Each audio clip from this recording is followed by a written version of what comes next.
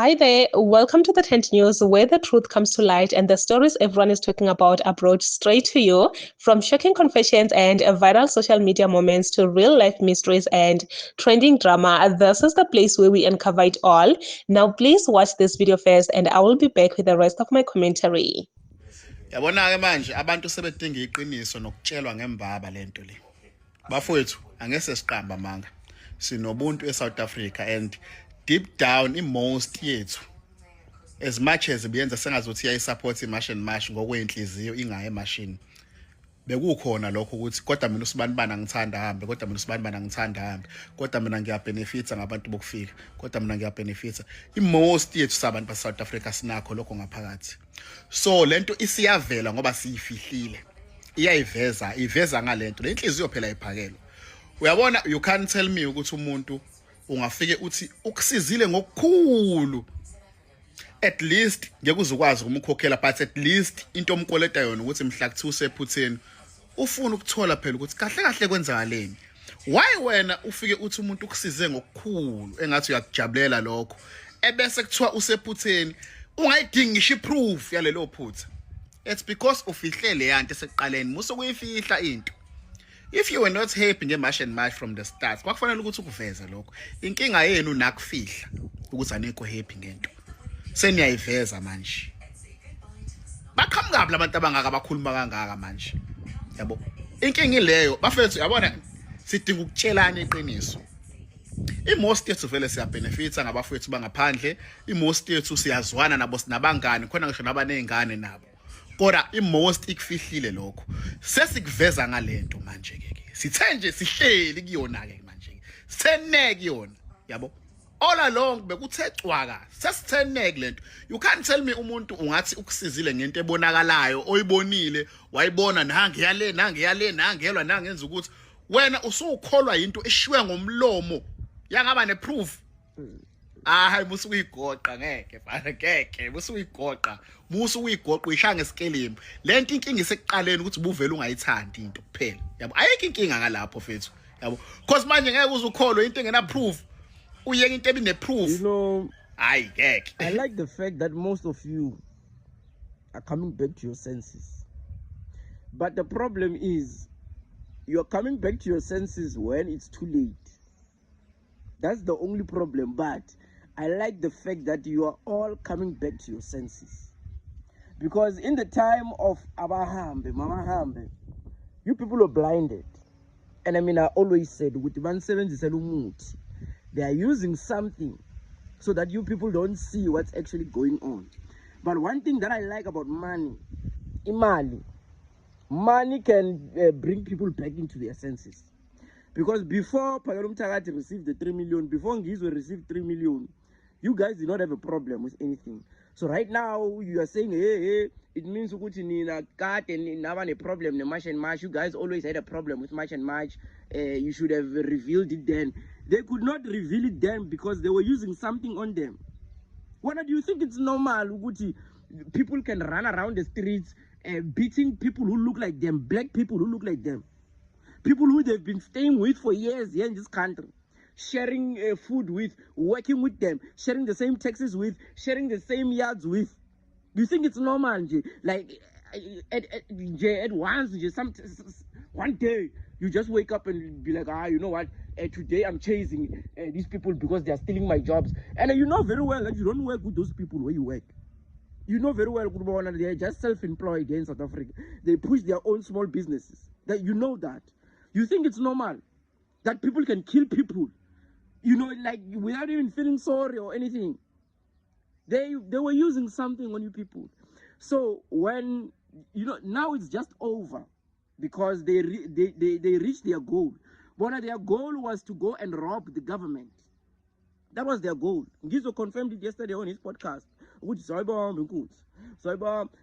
They wanted to rob the government. It's just that they robbed them for a very small amount because the government released 600 M. Mona, they gave them 6 out of 600 M. So it means the Zulus are cheap. You people are cheap. You are very cheap. So it's not that people did not have a problem. They always had a problem with March and March. It's just that they could not say it out loud because they were being controlled. Corner something by 7Zs. And now you are the people who are going to be left with the problems that were created by Phakela and Ngizwe, South Africans, right now. You are the people who are going to be left with the problems. All of the people that you killed, all of the people that you beat, everything, it will be left in your conscience when I'm out here. Because I'm a million and getting the accounting. I'll keep on repeating. They have millions in their account. And when they did not kill anyone, they did not do anything. When you have killed people, you have beaten people, you have treated people that you were living with for years like they're animals. Now we don't know where you're going to ask for help, because nothing is ever going to change. The ANC is never going to lose power because now your leaders are endorsing the ANC. Nothing is ever going to change. What is going to happen to you now, South Africans? Do you see? Do you see? Now everyone, these people, they sold out. We told you before they sold out that they are going to sell out. Why is it surprising now? South Africans, you don't have a problem with crime as long as you are the ones doing the crime. Support it. Support what they're doing. And if you were with them, support them right now. Support them back. Don't say, these people, they sold out. Don't say it. Let us continue. Mabahambe. Let us go forward. Mabahambe. Engazingeli zikhonkotha ngishinkubela bafowethu ithi indaba njengamanje impi igcoba amasemba abantwana impi yangena isemome ngizokhuluma nalezi insizwa ebekade iseka lento yokuthi abokufika beshenxe ngikhuluma nalezi insizwa bezikhona ngamasende mina ngikhuluma ngalezi insizwe bezikhona ngenxonxo ebeyijuluka ngisho ukhalo ngikhuluma nalezo insizwe ukuthi bafowethu ayifakani igxalaba impi ephambili ayikwazi ukuthi impi igcoba amasimbe ezingane emphethwe nomeno ubukhumbula wena ukuthi umakhelwane wami sinenkinga naye ngicela ke kubafowethu ophakela umthakathi abafowethu ongizwe nosiswethu esimkhonze kakhulu uJesinta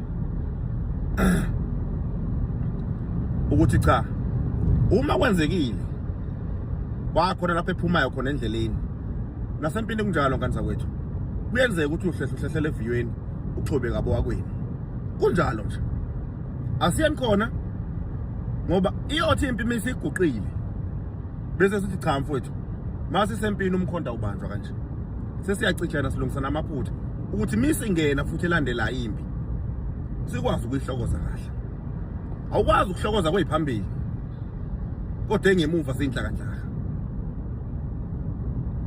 manje ke ngani zakwethu sinenkinga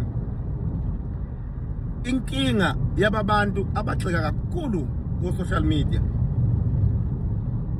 ilabantu besilisa abayimnqolo labantu besilisa abangamamenemene labantu besilisa abophayo emlonyeni ilabantu besilisa abakhulumela safuthi abakhulumisa komfazi wabuye emendweni hey amadoda manje ayakhuluma bafowethu futhi ke lihoxise lamadoda abantu besilisa bamanje hey bayakhuluma ikhuluma indoda iziqhasha amathe mina kade ngambona hayi bafowethu ngeke hayi ngeke angivamisile ukukhuluma izinto efaka mhlasimbe izinto zokulungisa izwe nani but ake ihlale phansi ibamba umthetho ayikho engeluswa ngoba nengelusi yahalazela ufica abantu nje bememeza kanje ku social media uhlala endlini mathiwa kuyaphuma kiwe emgwaqeni kuyobanjwa impi kuyokhuzwa impi kuyohlehliswa abantu abazokhanda ukuganga ekhaya akaphumi akakaze abe ingcenye yena akakaze simbone ecula akakaze simbone eviliyela akakaze simbone eyongena esixhukwini asidingi nokumbona futhi kodwa akakaze nje ayibandakanye nabantu kodwa make wabona ukuthi ngathi kunodaka noma kunenhlese khona uyena kuqala ogijima yoyivubela lo nhlose akhuluma zaqhasha amathe kuba bonke ke labo bantu besilisa abafaka amaphenti behlala endlini abanye befaka amaphenti behlala endlini sizwe ingcengwa ke kwaZulu iyahlonishwa nje futhi zonke insizwe wethu obhuti futhi imnqula manina. Unfortunately, now people are realizing way too late. And I know that this man is not lying. He's not lying. He knows that so many South Africans feel this way. They felt this way even when this whole thing started. But I really don't know what was happening. I don't know, guys. Because you could actually see that no, man, something is off somewhere. Something is really, really off somewhere, because if you sit down in your right sense and just think about everything, all these people that are fighting, if you ask them questions, their reasons, they're not too strong, man. They're not valid enough. It's just it's just something else. And now this man right here is actually saying this, oh, guys, we know the truth. It's just that you couldn't even stand up and come forward and say, no, I don't stand with this. But truly speaking, there are so many people, just like this man right here, the king of Batsonga. He has been saying this for the longest time. Like, he has been standing his ground for the longest time, warning South Africans, say, guys, stop this thing. Stop it. Because yes, that's not the reason why these marches are being held. These leaders, they know what they're doing. And then, Lena, you're just being used, because remember, we are all frustrated. And when someone is frustrated, it's way much easier to manipulate that person, to convince that person, this is your problem. And here we are today. We see them fighting on their own. These leaders, the other went and met with President Cyril Ramaphosa. And after that, it's so complicated, man. You will never understand. But I'm glad that people are now waking up and seeing the truth as it is, and seeing the true colors of people as they are.